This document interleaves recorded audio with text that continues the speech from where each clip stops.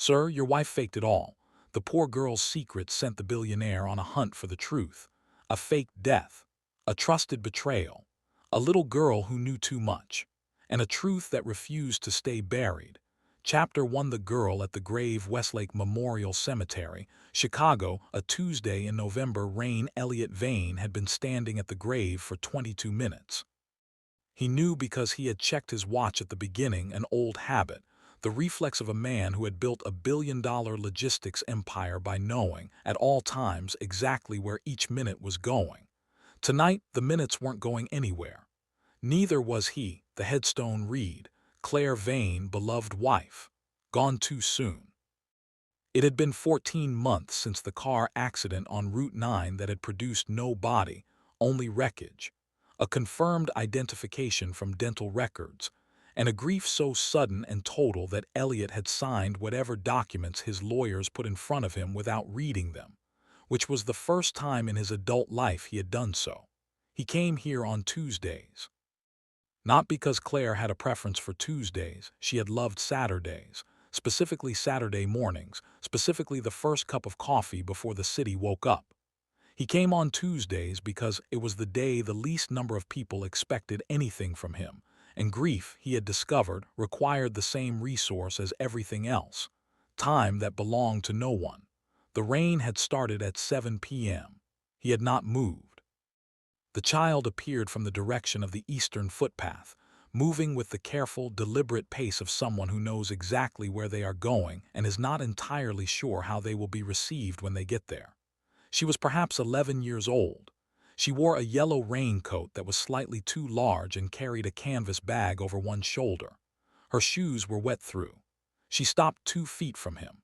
"The girl, are you Elliot Vane? The one whose wife is supposed to be buried here? Elliot, not turning this is private property and you're too young to be in a cemetery at this hour. Where are your parents?" The girl, "My name is Mara. My mom worked for your wife. Past tense because she lost her job when everyone thought your wife when the accident happened." She adjusted the strap of her bag. "Your wife isn't buried here, Mr. Vane. She isn't dead." Rain fell between them. Somewhere behind the tree line, a car moved along the cemetery's service road, its headlights sweeping briefly through the dark before disappearing. Elliot turned to look at the girl for the first time. She was not performing bravery. She was simply standing there with the unadorned steadiness of someone who has carried something heavy for a long time and has decided that tonight is the night they set it down. Elliot carefully. "That is a very serious thing to say to someone." "Mara, I know. That's why it took me 4 months to say it." She reached into the canvas bag and withdrew a sealed envelope, slightly damp at the corners. "My mom found this in Miss Claire's desk when she was clearing out the office. She kept it because she didn't know what to do with it. She gave it to me last week before she's sick now, Mr. Vane. She's in hospital. She said I had to be the one to bring it because she can't." Elliot took the envelope. His name was written on the front in handwriting he recognized with the specific, physical shock of seeing something you believed was permanently gone. He had not seen Claire's handwriting in 14 months. He had been careful not to look at it, the same way you are careful not to press on a bruise, not because it will do lasting damage, but because you are not yet ready for what the pain confirms. He did not open it. Not here. "Elliot, how do I find you again?" "Mara, I'll be at St. Agatha's Children's Shelter on Meridian Street. I've been there since my mom went in." She looked at him steadily. "She said to tell you. Claire said to trust the envelope, not the people who told you what was in it." She walked back the way she had come, the yellow raincoat disappearing into the dark between the headstones with the quiet purposefulness of someone who had done what they came to do. Elliot stood at his wife's empty grave, holding an envelope addressed to him in his dead wife's handwriting, and understood, for the first time in 14 months, that he had been standing at the wrong address. Chapter 2. The ransacked room. Vane Estate, Lake Shore Drive. That same night, 11:48 p.m. He opened the envelope in his car, parked outside the cemetery gates with the engine running and the heating on, alone in the way that rich men are alone, completely, with no ambient sound to fill the space. Claire's letter was 4 pages. handwritten on the pale blue notepaper she had used for personal correspondence since before they were married. The handwriting was hers but compressed, deliberate, the writing of someone choosing every word with the care of a person who knows they won't be there to clarify. Claire's letter summary of key disclosures she had discovered, 14 months prior, a secondary accounting structure within Vane Logistics, a shadow operation moving funds through 3 shell companies in the Cayman Islands, tied to a labor trafficking network using the company's freight routes. The operation predated Elliot's tenure as CEO. Someone inside had built it into the infrastructure of the company before he inherited it and had maintained it after. She had gone to one person with her findings before faking her death, the person she trusted most, who had promised to help her gather proof. That person was the reason she had to disappear. She did not name the person in the letter. She said only, "The one I told is the one you must not tell. I will explain everything when I can do so safely. The evidence is in my archive room, 3rd drawer behind the false panel. If that panel has been touched, then they know I've been in contact and you are not safe. Get out of the house. Do not go alone." Elliot called his head of security, Marcus Feld, on the way home and told him to meet him at the estate. Marcus had been with him for 9 years. He was the kind of man who appeared at the door already dressed, already alert, who asked exactly one question before acting and made it the right question every time, the question Marcus asked, arriving at the estate at the same time as Elliot. "What are we walking into?" "I don't know yet," Elliot said. "Treat it accordingly." Claire's archive room was on the 2nd floor of the East Wing, a room that had been locked since the day after the accident and that Elliot had not entered since. The lock had not been broken. The door opened normally. But the room was wrong in the way that rooms are wrong when someone has been careful, not visibly ransacked but rearranged. The careful wrongness of someone who understood the space well enough to replace things almost correctly. The 3rd drawer. The false panel empty. Whoever had taken the contents of that panel had been inside this locked room, inside this locked house, using, as Marcus confirmed from the security system logs by 1 a.m., a valid access code. Not a forced entry, not a bypass. A code that was in the system as an authorized credential, entered at 3:17 a.m. 6 days ago. When Elliot had been in New York for a board meeting he now remembered had been suggested, not by his assistant, but by his Marcus. The code belongs to a secondary credential set issued 18 months ago. The primary holder on record is listed as Executive Liaison. That classification routes through the COO's office. Elliot, after a long pause, who has access to the COO's secondary credential register, Marcus, the COO, and anyone the COO has authorized. Elliot, pull everything from the last 18 months, every access event in this house. Don't use the internal system, do it offline from the backup archive.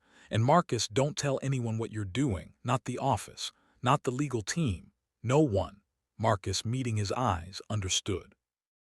Elliot stood in the empty archive room after Marcus left and looked at the open, empty drawer with the particular expression of a man recalibrating everything he thought he knew about the last 14 months. The grief had not been wrong. There had been genuine loss, genuine wreckage, a genuine absence. But the shape of it was different from what he'd been given to believe. And now that he was looking at the correct shape, he could see exactly how carefully it had been constructed for him. Someone had given him a version of events. Someone who had known Claire came to them first.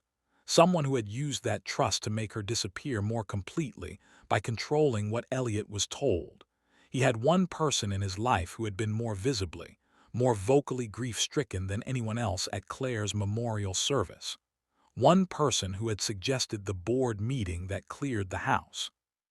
One person who had, at every point in the last 14 months, been exactly where a person orchestrating this would need to be.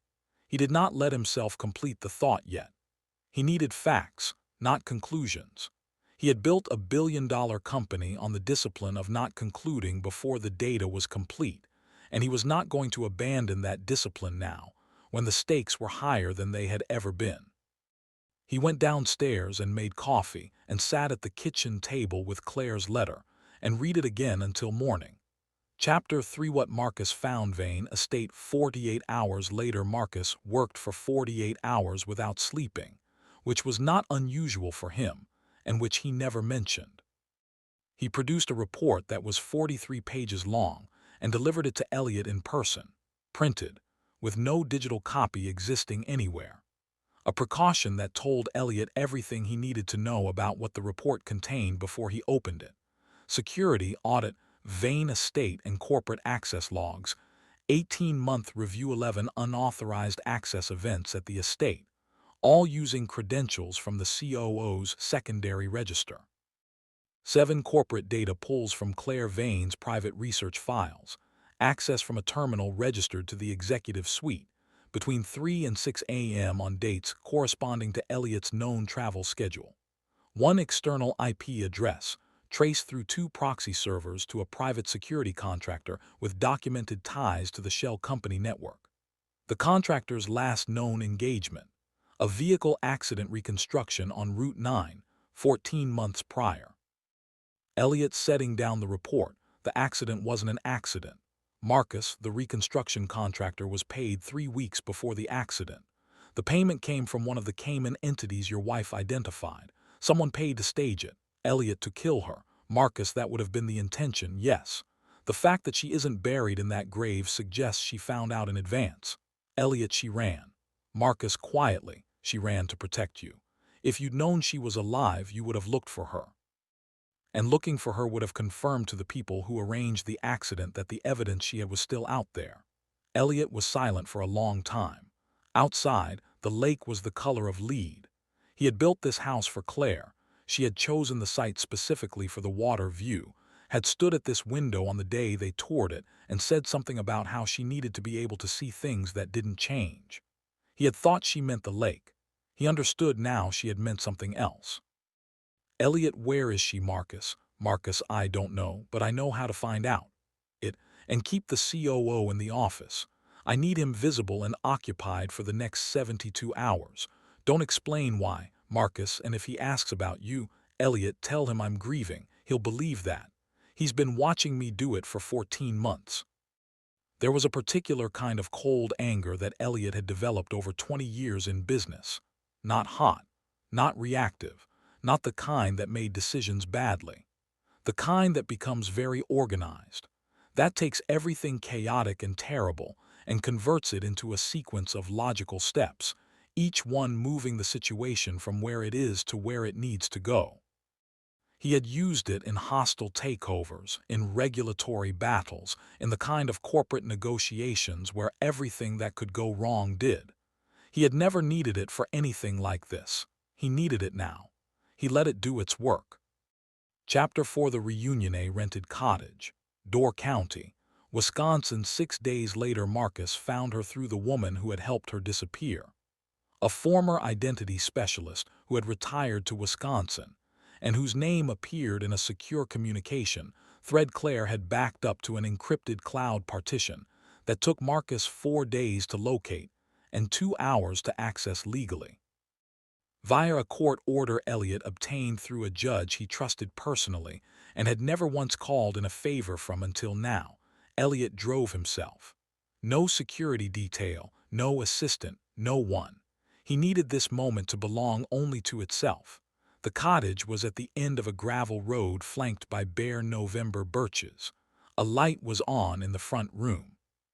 He sat in the car for 60 seconds, not hesitating but preparing, the way you prepare before delivering something that cannot be unsaid, and then he knocked. Claire opened the door. She was thinner.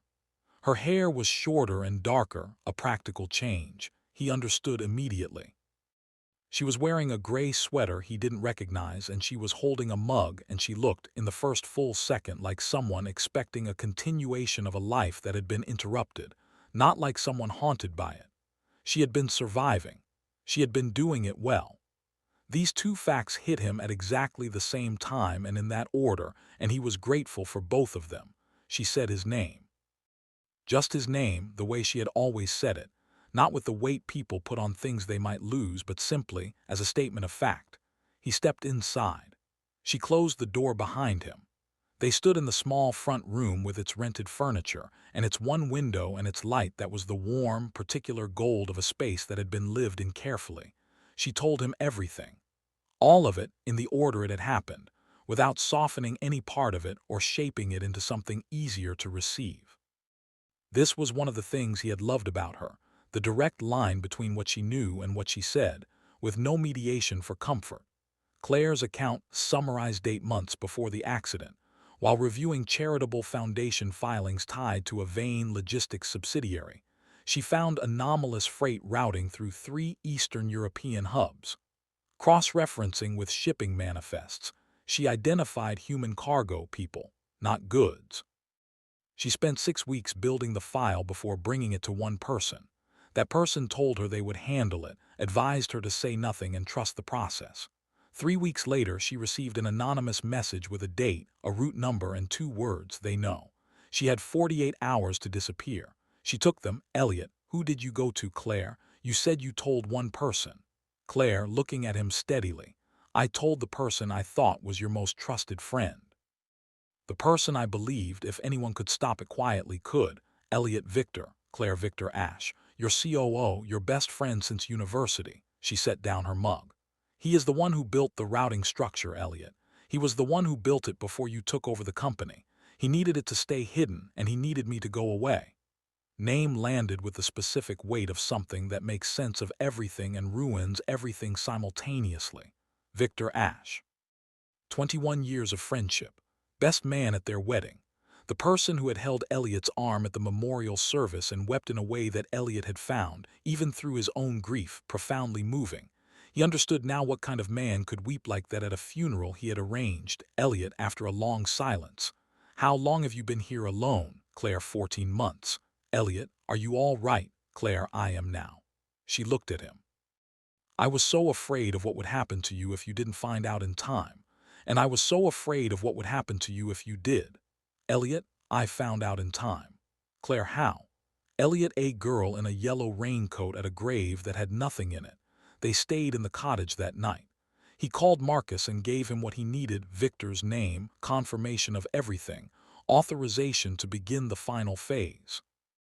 Then he put the phone down and sat across from his wife at a rented kitchen table in Wisconsin, and they talked, slowly and without hurry, like two people who had been interrupted in the middle of a very long conversation, and were simply picking up the thread. Chapter 5: The longest friendship. Vane Logistics Headquarters. 42nd floor. 4 days later, Victor Ashe was at his desk when Elliot arrived. This was by design. Elliot had called ahead with a meeting request framed as a strategic review, the kind of call Victor had received 1,000 times, the kind that required nothing of him except to be there. He was there. He was smiling the smile that Elliot had known for 21 years and that now, examined with full knowledge, revealed the mechanism behind it like a watch with the back removed. Elliot sat across from him. He did not have a folder. He did not have evidence spread on the desk. He did not need props. He had the specific advantage of being the only person in the room who knew everything, and he intended to use it with the patience of someone who has already won and is choosing the moment to confirm it. "Elliot, I went to the cemetery on Tuesday." "Victor, you go every Tuesday. You don't need to tell me that." How are you doing, Elliot?" "You seem." "Elliot, someone spoke to me there. A young girl. She gave me a letter." Victor, a pause, the first pause, "A letter." Elliot, "From Claire." Victor's face performed several things in rapid sequence, each one a fraction of a second behind where a genuine reaction would have been. Elliot watched this with the detached attention of a man who has studied the difference between performance and truth for the entirety of his professional life. Victor. "Elliot, someone is clearly trying to exploit your grief. There are people who do this, predators who target bereaved families." Elliot, the letter named the Cayman entities, all 3, including the one that paid the reconstruction contractor 6 weeks before Route 9. He leaned forward. "That's a very specific detail for a grief predator to know, Victor." The smile disappeared. Not gradually, all at once, as though someone had simply switched it off. What remained was a face Elliot had not seen before, or perhaps had seen and misread for 21 years. Not warmth performing professionalism, but calculation performing warmth. an older, more settled expression. One that had been there the whole time. Victor quietly. How much do you know, Elliot? Everything. The routing structure, the contractor, the access codes you used to clear her archive room, the shell companies, the payments. He paused. I know you built it before I arrived and maintained it after. I know Claire came to you and you told her you would handle it. I know what you did instead. Victor, you don't understand what this company was before you, what it cost to run it, what had to be sustained. Elliot, I understand that you tried to have my wife killed. Victor, with something almost like regret. She wasn't supposed to. The contractor was supposed to intercept the evidence. The accident was a contingency. It wasn't meant to. Elliot, don't. His voice was level and absolute. Don't explain the degree. There is no degree that matters here. Victor stood. He moved toward the desk drawer. Marcus, who had entered through the executive suite's secondary door 30 seconds earlier, was faster. Two federal agents came through the main office door. The arrest was quiet, efficient, and entirely without drama, which was the way Marcus preferred to execute things and the way Elliot had asked for it to be. There were no cameras. There were no speeches. There was only Victor, who had been Elliot's best friend for 21 years. Being escorted from a building that bore a name Victor had spent 2 decades standing next to without ever building. Elliot stayed at the window after they had gone. He looked at the city, the grid of it, the ordered distances between things, the way it held its shape regardless of what happened inside any single building. He had 43 floors of a company to examine, a board to convene, a federal investigation to cooperate with, a restructuring to design, and a wife to bring home. He made a list. He started at the top. Chapter 6. The investigation goes public. Federal court, Chicago District. The following months the federal investigation took 11 months. Elliot cooperated fully, turned over every document Marcus had compiled, and submitted to 7 separate interviews with 3 different agencies. He also commissioned an independent structural audit of Vane Logistics, every route, every subsidiary, every freight manifest for the previous 8 years, and presented the full findings to the board before the government asked for them. This was not legally required. He did it because the company bore his name, and he intended the name to mean something unambiguous when this was over. Claire came home in January. Not to the estate on Lake Shore Drive. That took longer, required more legal navigation around her death certificate and the documentation of her false identity, required several months of proceedings that a very good attorney managed with the patience of someone who understood that administrative reality and lived reality do not always move at the same speed. She came home for those months to a rented apartment in Lincoln Park, 2 floors below Elliot, which was the closest geography that made sense while the paperwork caught up with the fact that she was alive. Mara came once a week. This was Elliot's idea initially, then became simply what happened. Her mother had been discharged from hospital in February. The diagnosis had been serious but treatable, and treatment had been made considerably more accessible by the fact that Elliot had, quietly, covered the costs without being asked. Mara brought her homework on Tuesdays and sat at the kitchen table doing it, while Claire made tea and Elliot worked at the other end of the table, and the 3 of them existed in the same space with the particular ease of people who have been through something significant together and no longer need to explain it to each other. Mara one Tuesday, not looking up from her homework. How did you know my mom's name? From the letter. Claire, your mom was my assistant for 3 years, Mara. She was loyal and careful and kind, and she kept that letter safe for 4 months without knowing what was in it, which took more courage than most people would have had. Mara, she said she almost threw it away twice. Claire, doing the right thing almost twice, and then actually doing it is still doing the right thing. Mara, considering this, that's generous. Elliot, without looking up from his laptop, she's a generous person. It's extremely inconvenient. Victor Ashe's trial began in March and proceeded with the methodical, largely undramatic pace of serious federal proceedings. The evidence was substantial. The prosecution was thorough. The defense attempted several lines of argument about corporate inheritance and executive accountability structures, all of which the jury evaluated for 14 hours before returning a verdict that surprised no one who had read the evidence file. Victor was convicted on 11 counts. He was sentenced to 16 years. He received the sentence with the expression of a man who had spent 21 years believing his own story about himself, and was only now, in the most public possible setting, being confronted with the alternative version. Elliot was not in the courtroom for the sentencing. He had said what he needed to say in his victim impact statement, and he had said it clearly and without performance, and there was nothing left to witness. Claire was not there either. She was, on the day of the sentencing, in the middle of a deposition for the Trafficking Network civil case. The victim's legal proceedings, which had a different timeline and different requirements, and which she had agreed to support as a primary witness without anyone asking her to. That was also extremely inconvenient, in the best possible way. Chapter 7. Mara's argument. 2 years after the cemetery St. Agatha's scholarship dinner, Elliot had established the scholarship 2 years earlier, quietly, through the Vane Foundation, for students from the St. Agatha's system who demonstrated what the application called demonstrated civic courage and academic excellence, which was a description written by Claire, and which was, deliberately, not a description that most scholarship criteria included. Most scholarship criteria did not list courage. Claire had argued that if you wanted a specific kind of person, you had to ask for them specifically. Mara had applied without telling them. This was discovered when Elliot's foundation director sent the first-round results to his office, and Mara's name appeared in the top 3.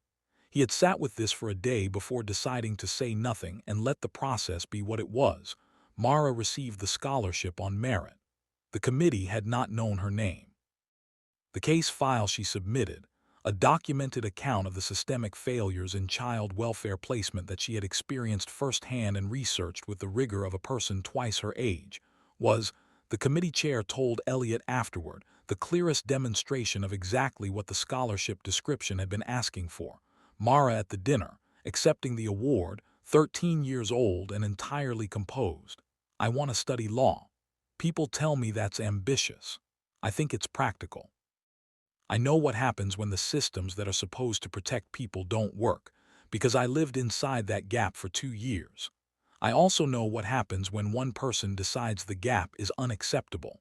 I want to be that person professionally. She looked at Elliot and Claire in the third row with the particular directness that had been the first thing he noticed about her in the cemetery, not seeking approval, not performing for the room, simply acknowledging the people who were present in her story. Claire pressed Elliot's hand once briefly. He pressed back, after the dinner, walking back to the car through a November evening that was improbably not raining, a fact that Elliot noted with a private, internal satisfaction. Mara fell into step beside him while Claire walked ahead with Mara's mother, who was well, who was working again, who had the particular lightness of someone for whom a terrible thing is genuinely over. Mara, Mr. Vane, I know the scholarship came from your foundation. Elliot, the scholarship came from the committee. Mara, I know that too. I'm not saying thank you for the money. I'm saying thank you for making the thing that was worth applying to. Elliot, after a moment, your speech was good. Mara, it was accurate. That's not the same as good. My experience for a speech, it usually is. She considered this with the serious attention she gave to most things, then apparently filed it for later review and ran ahead to catch up with her mother. Elliot watched her go with the particular warmth of someone who has been surprised, in the best possible way, by what a person is capable of when given the correct conditions. He had spent the last 2 years restructuring an entire company, cooperating with a federal investigation, rebuilding a marriage that had been interrupted by staged death and a 21-year betrayal, and navigating the specific, grinding administrative process of restoring his wife's legal existence. He had done all of it with the cold, organized focus of the man he had always been in a crisis. This, the 11-year-old in a yellow raincoat who had grown into a 13-year-old giving a speech about justice with the confidence of someone who had already decided, not just hoped. This was the thing he had not planned for and could not have engineered, and was, of all of it, the most completely good. Chapter 8: The Shape of After 6 Years After the Cemetery. Various locations. A Tuesday in November, 6 years to the month after Mara had stood in the rain with a canvas bag and a letter that weighed more than she did. Elliot Vane drove to Westlake Memorial Cemetery on a Tuesday evening. The habit had not entirely changed. He still came, still stood for a while, still felt the particular texture of that specific kind of grief that attaches itself not to what you lost, but to what nearly went differently. The headstone was still there. The cemetery had asked twice about removal. He had said no both times. The stone wasn't for him, and it wasn't for Claire, who had eventually found the conversation about its existence darkly funny in the way she found most very serious things. It was a marker of a specific lie, and he thought there was value in not erasing those entirely. They were part of the true record of what happened, and the true record was something he had decided to keep with some care. Mara graduated from Northwestern Law on a Saturday in May. Her mother sat in the front row and wept with the unself-conscious openness of someone who has survived enough to have no patience for restraint about good things. Elliot and Claire sat 3 rows back, their choice, not the seating plans, because this was Mara's day and they were supporting cast in it, which was entirely the correct order of things. Her thesis had been on evidentiary standards in trafficking prosecutions. Specifically, the gap between what investigating bodies could document and what courts required for conviction. It had been cited by 2 federal public defenders before she had technically been called to the bar. She had, at 22, the focused clarity of someone who knows not just what they want to do but why it is necessary, and who has had enough personal experience with the cost of necessity to never treat it abstractly. Mara at the reception, finding Elliot at the edge of the crowd with a glass of something he wasn't drinking. You came. Elliot, of course. Doing the thing where you stand at the edge of things. Elliot, I observe better from edges. Mara, what are you observing? Elliot, after a moment, that you are exactly who you said you were going to be in a cemetery in the rain when you were 11 years old. I find that remarkable. Not many people are. Weren't going to look for her if I hadn't come. Elliot, no. I had been given a very complete version of events and I had no reason to question it. That's the thing about a well-constructed lie. It accounts for the questions you already know how to ask. The ones it can't account for are the ones that come from somewhere it didn't expect. He looked at her. It didn't expect an 11-year-old with a canvas bag and no reason to be afraid of me. Mara, quietly. I was afraid of you. Elliot, I know. You did it anyway. That's the part that matters. Claire found them there. She always found the edges, because she had spent enough time being invisible to know that the important conversations happened there. She put her arm through Elliot's and looked at Mara with the expression she reserved for people she was genuinely proud of, which she deployed without strategy and without self-consciousness, which was part of why it meant what it meant. Claire, your mother is looking for you. She wants a photograph with both of you before the light goes. Of us, meaning Claire, all 4 of us. Don't argue with her today. She's earned it. Photograph was taken on the steps of the law school in the afternoon light. The 4 of them arranged by Mara's mother with the decisive authority of someone who knows how she wants the record to look. Mara in her graduation gown, slightly impatient with the ceremony of it. Her mother, luminous with a particular joy that had survived everything it had been required to survive, and had come through not diminished but clarified. Claire, who was legally and entirely alive, as verified by documents she still found faintly absurd and deeply satisfying. And Elliot, who had once stood at an empty grave on a Tuesday night believing a complete and well-constructed lie, and had been interrupted in that belief by a child in a yellow raincoat who had decided, at 11 years old, that someone needed to know the truth and that she was going to be the one to say it. He kept the photograph on his desk at the office. Not in a frame with other photographs, alone, in the center of the desk, visible from every position in the room. People asked him about it. He told them it was a picture of what happens when one person decides that the truth is worth the cost of delivering it. Nobody who looked at the photograph could tell which one of the 4 he was talking about. He thought that was exactly right. The end. Next, please subscribe.